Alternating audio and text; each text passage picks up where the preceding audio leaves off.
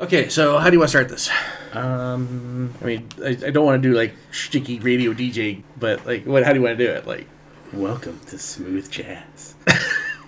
On 90. You are not smooth jazz. You don't even sound smooth jazz. You know, spike the bars too. I got so much editing. We're just starting. I know. I still have to do it. It's still gonna happen. It's not a big deal right now.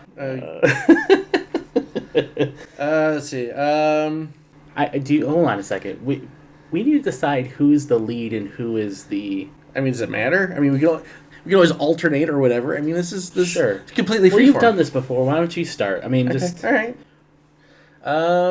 Welcome to the inaugural podcast. You are cordially invited to attend our podcast. Welcome. All right, how about you have stumbled upon. Gosh. I'm putting this in. This is gonna be our intro. This is our intro. No, it's not our intro. This is totally our intro now. Hello, Internet. My name is Matt. And I'm Monster Punter. And this is our podcast. We're calling it Parallax Scrolling. For those of you who don't know what parallax scrolling is, Monster, why don't you go ahead and tell them what it is? It's graphic stuff. Oh, jeez. Oh, we're highbrow here. Sorry, should I?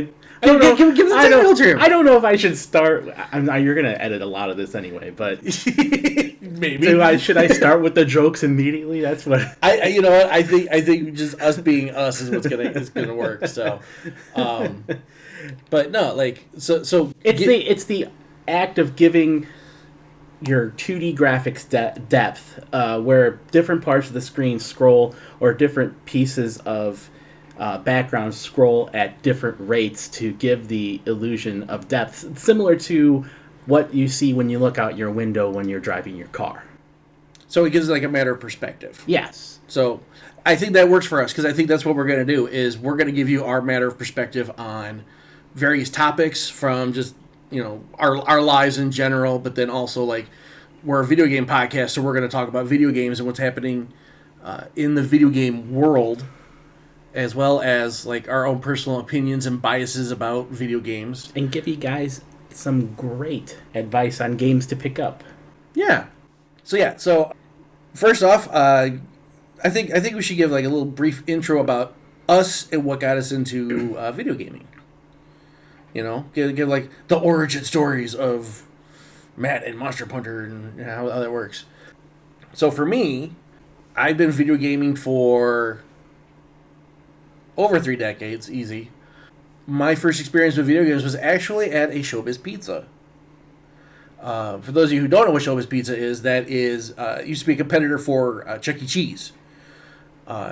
It was the far superior entertainment in my opinion. I mean, if you want animatronic animals, what are you going to listen to? A bear singing or a mouse? I mean, he had a whole band too. He did. He had a whole band. He had like a gorilla and like he had a whole bunch of stuff. I can't remember them all, but yeah, it was good. Anyways, so I remember one day when I was like 7, I think. My dad took me to Showbiz Pizza, and I saw a game, and the colors looked weird, and what I saw on the screen looked weird, and it cost me $0.25 to find out what was going on with the game, and I spent, I think, $1 ultimately trying to get past the first Goomba in Super Mario Brothers and failing miserably the entire time. That Goomba probably has the most kills in any video game ever. Biggest KD ratio ever. But yeah, and I fell in love with gaming at that point, and that's where it all started. You know, then I got a Nintendo for Christmas, or the family did, and then it snowballed. You know, went from there. So that's kind of my beginning story. What about you? My earliest memory of anything video game related would be the Atari commercials in the mid 80s where you would hear under $50, wow, for the Atari 2600. And as a very impressionable 5 or 6 year old, I wanted that. And so my dad got it for my birthday, and he got me 2 games. I can't remember one of the games, but the other game was Junior Pac-Man, and I played that all the time. All the time. Me and my little brother, who was 4 at the time, played it just endlessly. You know, it's funny you mention that, because like I think one of my like distant relatives had like, so either the 2600 or the 50, you know. And I remember still having my Nintendo at this time, going over to their house, looking at the screen and going, that looks amazing. I was just in love with video games, period. It didn't matter what the bits were, you know? Well, in the end, all you're trying to have is fun with the video game, right? And when you have no perspective, especially when you're younger, you're going to like whatever you... Oh, yeah, everything was amazing at that whatever point. you're playing. So we played that for a while. Eventually, my dad got us a Nintendo, and we played that. First time I saw a Nintendo was when I went on a trip to California. Yeah? My cousins had it, and we were blown away because, of course, Nintendo way better than Atari 2600. Oh, yeah. And so we thought we were amazed. We came home, of course, we bugged Dad till he eventually got it for us. And Well, that's the only way to get it done, you know? When you're a kid, you just bug them till they cave. and that we got it for Christmas and loved it.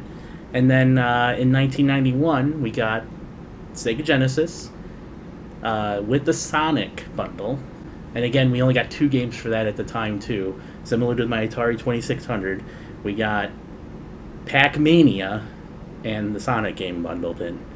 And we played the hell out of Sonic. I bet. I mean, that was a lot of it back then, too, is that you just played the games you had, and you played them into the dirt. You know, so what if you beat the game? You're going to play it another 10 more times this week. You know, that's just the way it was. And actually, it's funny you kind of mentioned that because I want to talk. I actually do want to jump into our next section about news. We're actually going to cover some video game news here. I want to talk about what's happening in the industry right now. This week, Ubisoft is pulling content for a lot of their games. Most of it's online multiplayer, like they're pulling their servers and whatnot.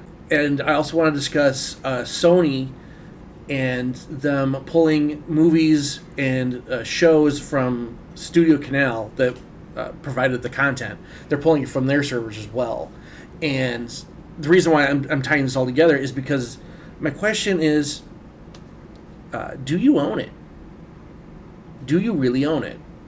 And I think that's kind of our I want that to kind of be our topic of discussion today. So first off, with Ubisoft, like I said, they're pulling their online content, but you paid for that already. You know, when you bought that game, you paid for access to those servers. You paid for access to that content, and now you cannot access that content as of whenever they officially pull it all. So what's kind of your opinion on that? What do you think? The short answer is you don't own anything you buy digitally. You're buying a license to play it, and you're at the mercy of their terms and service, which they and their lawyers make. Yeah. So, no, you don't actually own anything. You just have the privilege to access it till they decide not to let you anymore. Okay. Well, then, okay. I thought about that, and it kind of made me wonder about this. So, I buy a game for $30 off of the store. Whatever online game store, Steam, PSN store, Microsoft store, whatever. You know, Epic, who cares? When I buy that game for $30, and then all of a sudden that game gets pulled, we're talking, we're basically like streaming the data to allow you to play the game, essentially. You're downloading it, but eventually you have to stream it first to get it. Compare that to like a streaming service like Netflix, where you're only paying like, what, $15 a month or so? How does that like balance out? You know? Well, I'm no expert on Netflix, but you're buying access from Netflix to their service, and them as a service go out and get licenses for all the content they put on there. Okay. So when the licenses are up that Netflix has done, they're pull it from the service, but your access to Netflix still goes. Well, right. So it's different than buying a video game, where right. you're buying a specific thing that Mm-hmm. you have access to digitally, and then eventually when those servers get pulled down, because all the servers will eventually get pulled down, you don't have access to that anymore. If you haven't downloaded it for yourself to keep forever, you're not going to have it. Something like GOG is great because you can, good old games, you can buy a game on GOG, then download it. It's DRM free, Mm-hmm. and you can make as many backups as you want. Okay, but that also doesn't. But that doesn't get you into like the multiplayer content anymore that you bought, Sure, or you bought, that's or you bought to license. And that's the real travesty of what Ubisoft is doing. Right. Game preservation is going to be a big thing going forward. And what they should do Mm-hmm. is enable peer-to-peer multiplayer so that their games can still survive for the people who want to still play multiplayer games, those games going Yeah, because I'm sure forward. there's still a community. There's still like even if it's like not the massive numbers they want, I'm sure there's still like some hardcore fans. They should enable peer-to-peer, Yeah. and that would solve a lot of these issues with that. But of course, if you haven't downloaded your updates, then it is what it is. But then again, there's always going to be sites that you can go to. May not be the most reputable Yeah. sites around, but there's going to be ways to get that. And game preservation is huge going forward. I'm all about game preservation now. Right. With the price of used games going up dramatically. Which is crazy, but yeah. Yeah, I mean, a sealed copy of Mario 64. Why is that going for that kind of money? There was tons of Mario 64s all over the place, so Yeah. there's really no way. I mean, like it made more sense for like sealed copies of like Chrono Trigger to be expensive because that game they didn't make as many copies of that. But like when you mass produce a game and you throw it out there, but I guess you could walk into a game store in the mid '90s and trip over a Mario 64. That's how many of them were in there. Yeah. There's no reason for it to be priced as high as it is. Well, like, one thing I was also wondering was, so okay, Ubisoft's going to pull their service, Sony's going to pull the stuff that you've put money for, licensing, owning, whatever the argument is there. Since they're taking something away from you, should there be like a refund system? Like, not like a full refund, but like, should you get like some of the money you put into that game back? What do you think? Well, there's the actual legal answer, and then there's the answer that me as a person wants. Well, to right, say. and I guess I know what the legal answer is, but I want to know what your opinion is. I think it's all they can. They should make it available someplace so that people can still get their things that they've paid for. Ubisoft makes enough money. They are a big enough company. They can support that going forward. Right. And there's tons of games that have been supported for years and years and years. Right, and I like that idea you're talking about of peer-to-peer servers. That should be a thing. Like, okay, so you're gonna pull your online service.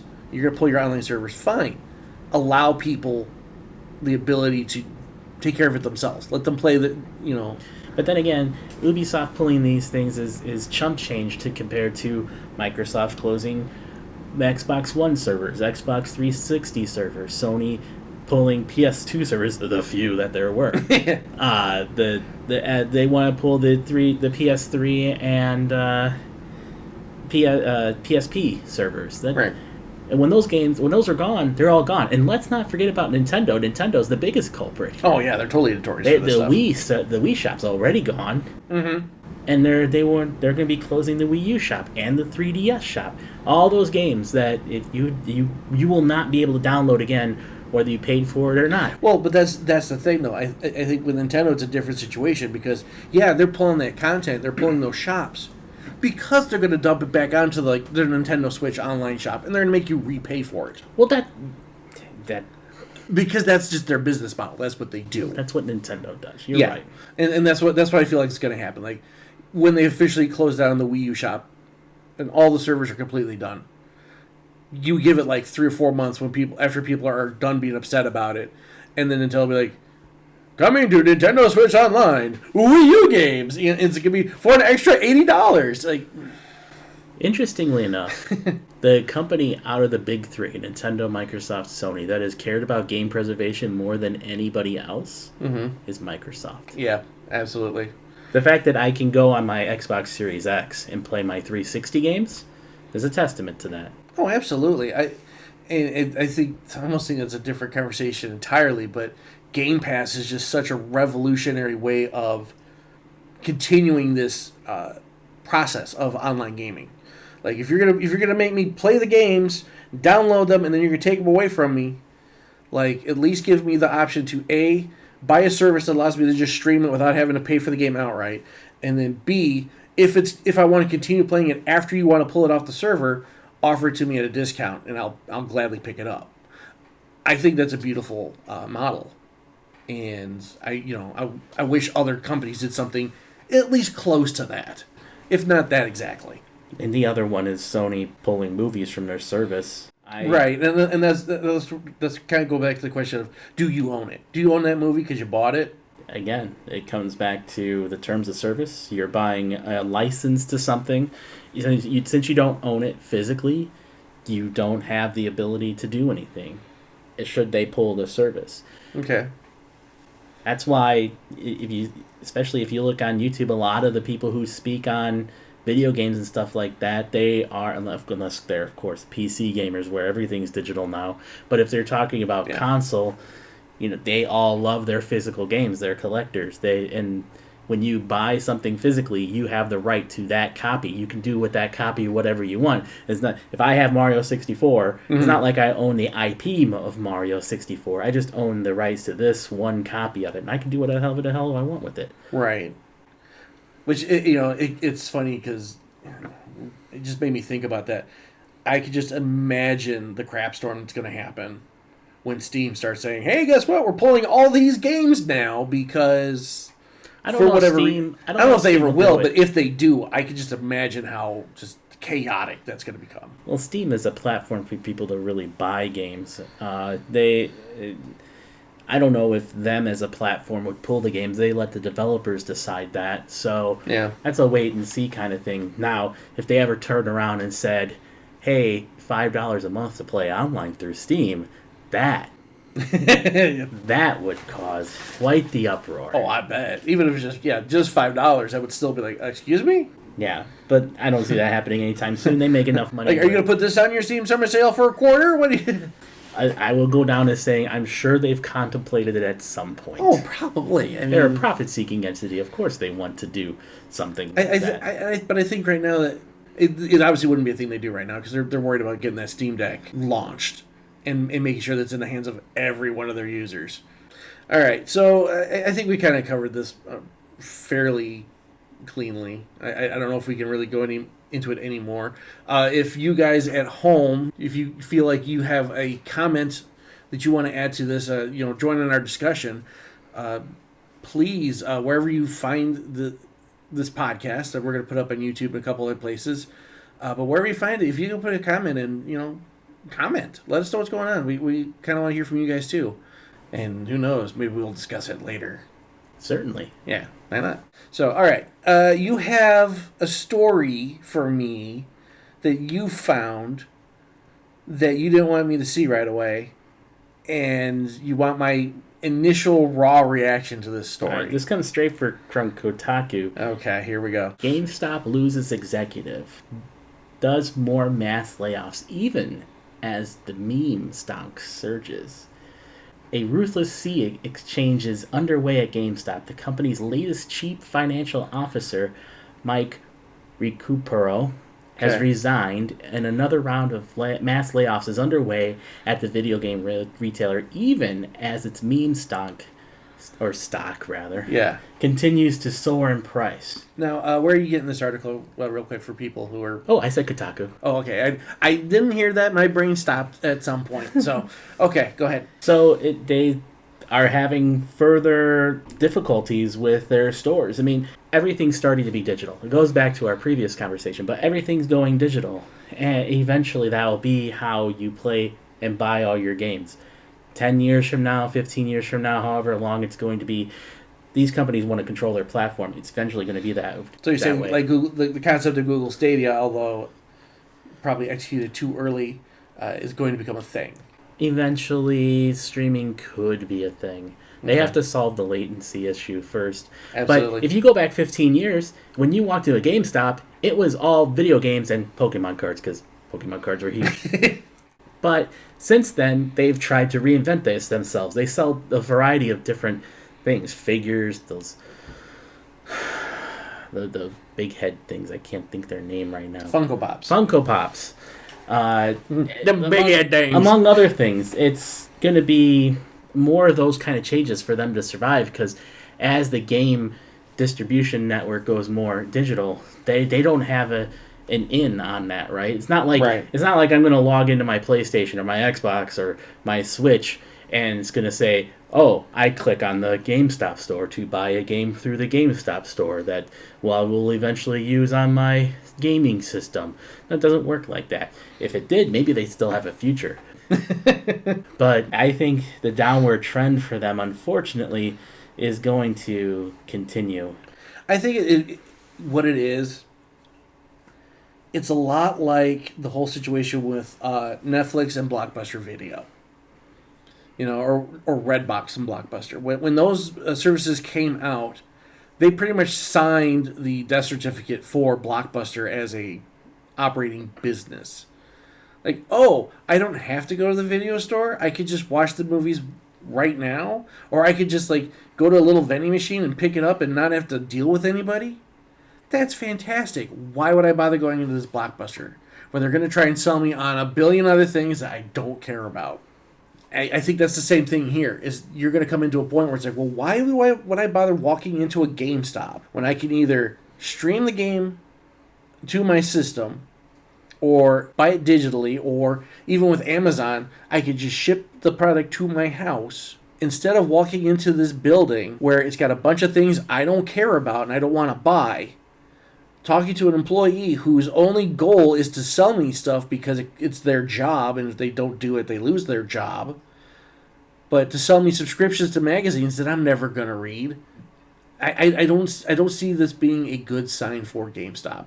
Despite their stock increasing, I don't think if they don't change their game plan and how they're doing stuff, I think this is the beginning of the end for GameStop.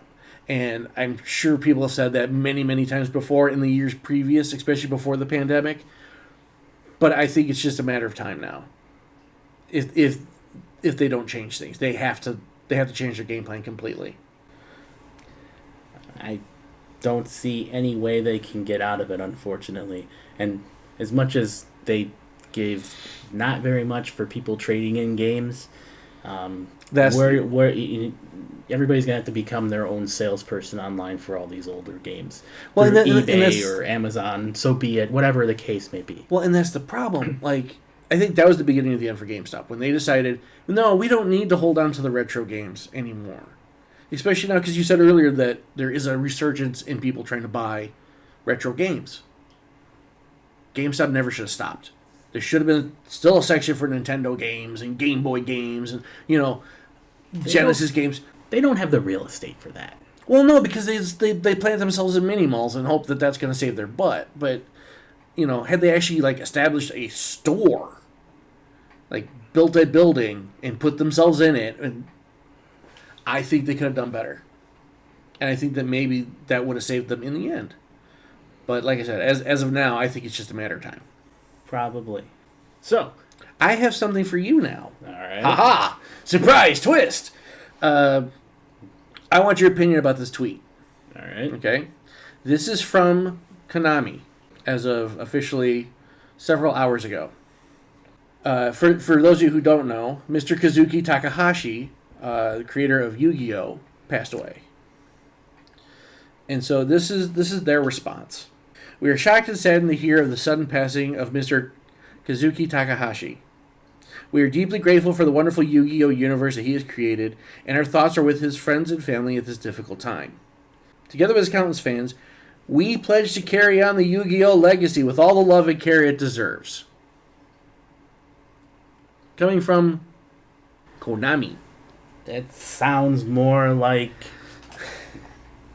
they're not trying to address the death of the creator of Yu-Gi-Oh! So much as they're trying to comfort their fans and That's exactly what I thought.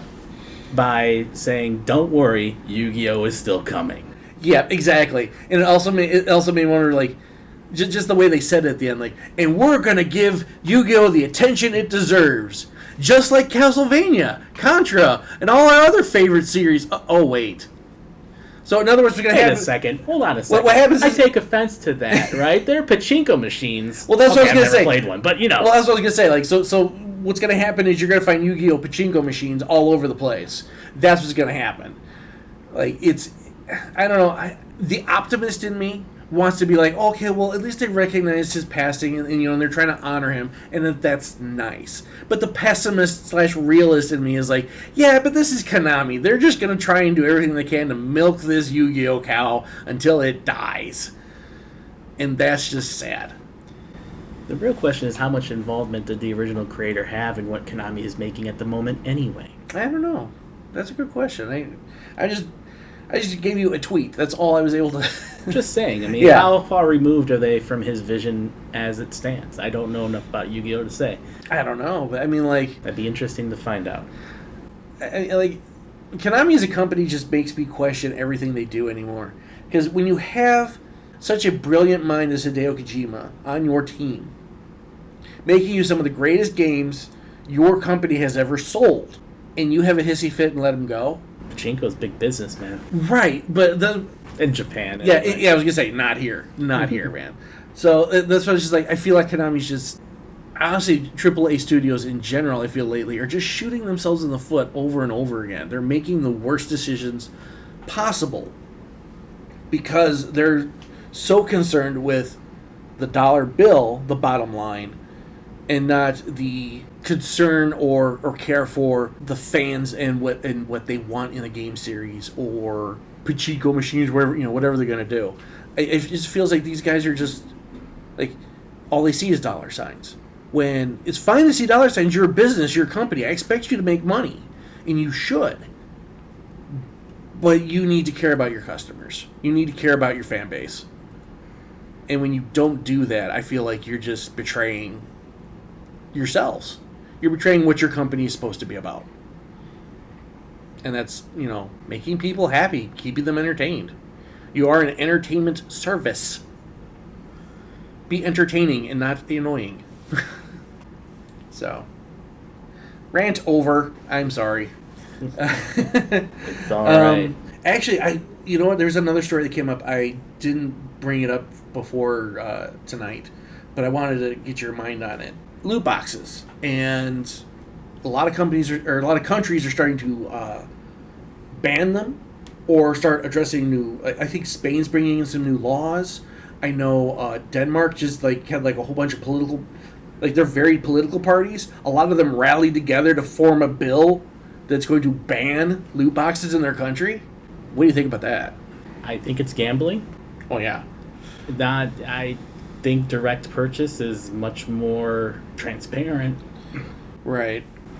I think the idea of paying for something and getting it randomized when you're paying money is a problem. It's not like I'm playing Monster Hunter where I kill a monster and it's random loot. I did it within the confines of the game without having to pay anything. Right. Is that like, you killed the monster, now if you want its loot, pay another $2.99.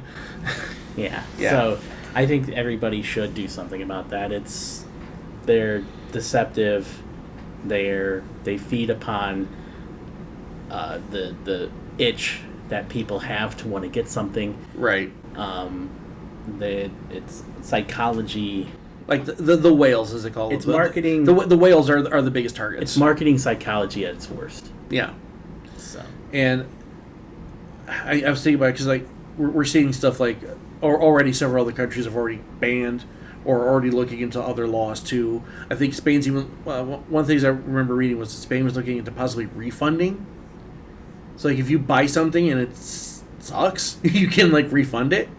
But it made me realize that we're probably the one country, because of the way our political system works, and I don't want to get into politics too much, but just the way our political system works and with the lobbying and the lobbyists and exchanging of money in hands and whatnot, that we're probably going to be the last country to address the loot box issue at all. If it gets framed as a child protection issue, something will get done. Right, but something will get done. But that has to get reframed as a child protection issue, and like I said, it's gonna. I think we're going to be the last country to deal with it. We'll see. So, yes, what have you been playing lately? What have I been playing lately? So I've been playing. I went back. I said I've been playing Diablo 3 a little bit. I needed a breather from some Elden Ring frustrations. I'll explain to those of you at home. I tried to do an Elden Ring run where I made a level 1 character and I only leveled up his strength stat, and I tried to play through the game, and that almost drove me insane. So I needed like a palate cleanser, so I started playing some other games, and one of those was I picked up Diablo 3. I've had Diablo 3 for a while, so I'm not giving money to Activision Blizzard, and I'm not going to give them any more money. But all those other shenanigans that have been going on over there, I'm not going to give them another dime. I've enjoyed Diablo 3 for many years, and I'm just going back to playing through that. So I've been playing a lot of older games for one thing. I played through Cube, the director's cut. It's QUBE, and it's a first-person puzzle narrative story where you manipulate cubes inside a giant cube machine. The story is you are an astronaut who got flung into space to address this alien cube that's approaching Earth, and only you can defeat the evil aliens by solving all the cube puzzles. Weird storyline, but the puzzles were fun, and I went through and actually beat that game. I did everything except for I got all the achievements except for the last one, which is like do a particular speedrun level a certain way, and it's like number 25 out of 26 levels. I'm like, I'm not gonna speedrun through these. I'm done with this game. I'm gonna put it away. I've been playing Teenage Mutant Ninja Turtles: Shredder's Revenge. It's a great game. Fantastic game. Fantastic beat 'em up. So highly recommended to anybody. Great to play with friends. Yeah. Absolutely. Played a little bit of Elden Ring, and I've been playing Mech-Warrior 5 Mercenaries too. Yeah. You get that new melee mode, you're just wrecking the house. Oh yeah. Yeah. Got to. Well, I've also been playing Vampire Survivors when I have a spare half an hour. It's literally how long a level takes to play is 30 minutes. Which, for those of you who are interested in that game, it's an auto battler. Like, you just walk around the character around the map, trying to avoid the enemies as they rush you. But then you buy weapons that auto fire off your body, and you just try to survive for half an hour. And it's very heavily themed off of Castlevania, which I'm just a huge fan of that series. But this game is really well done, and right now it's $3, and I believe the creator has said that when the game gets fully released, he's going to raise the price. I would jump on it now if you can. Just go to Steam, Vampire Survivors, $3. You should not regret it. I'd be surprised if you do.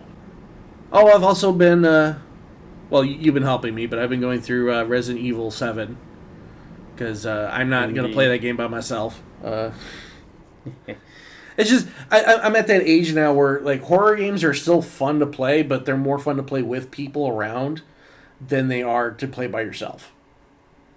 Like I'm just not into the atmosphere of them, I still play games for the atmosphere, but I play them for the atmosphere, but it's not an atmosphere of like I need to play this game by myself in the dark with a fresh set of diapers on because who knows what's going to happen. I don't need that in my life.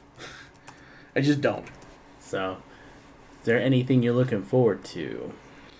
I haven't picked it up yet, but I still want to go over Monster Hunter Rise Sunbreak.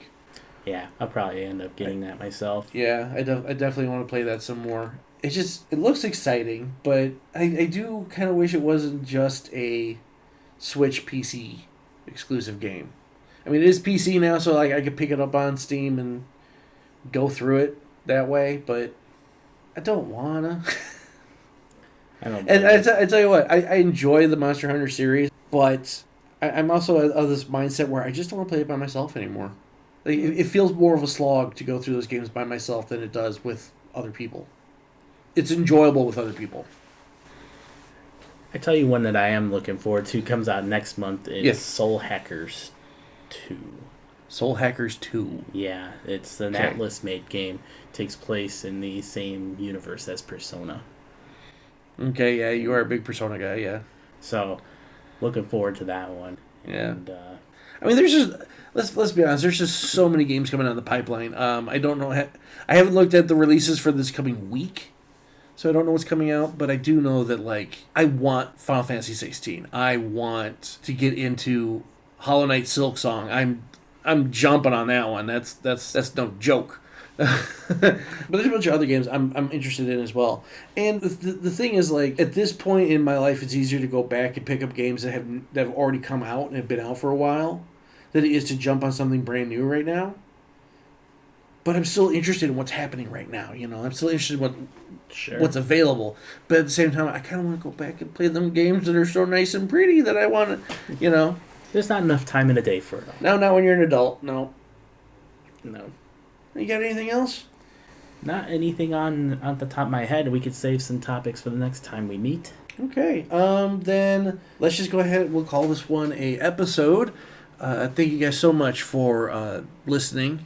Hopefully one day we'll get to a point where we can make video podcasts alongside the audio podcasts and do something entertaining along that line. If you are interested in anything that we are doing outside of this, you can find me over on YouTube. I am Matt Finish. That is my official username.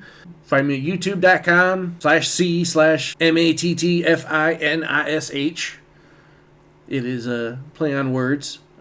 You can find me over there. You can also find me on Twitter, Facebook, I think. I'm still there. Say hi. Say you like the podcast. Watch some videos. Help me appease the almighty YouTube algorithm so I can finally get paid for what I do. That'd be cool. Everything for me is being set up still at this point in time. Yeah. You're just out there in the internet. Just a bunch of ones and zeros. He's not even real, folks. It's just like AI I'm talking to right now. It's It's a secret. It's a secret. It's a secret to everybody. Shut up. Take my money. But we appreciate you listening. Thank you very much. We do appreciate you guys. Thank you so much for listening. Please, wherever you're hearing this, wherever we're going to put it up, please, if you want to know more, subscribe. If the option is to subscribe, like it, because I'm probably going to put this on the YouTube channel itself. And just, give us as much support as you can, or if you like what we do. If you don't like what we do, tell somebody you hate, because maybe they'll watch us.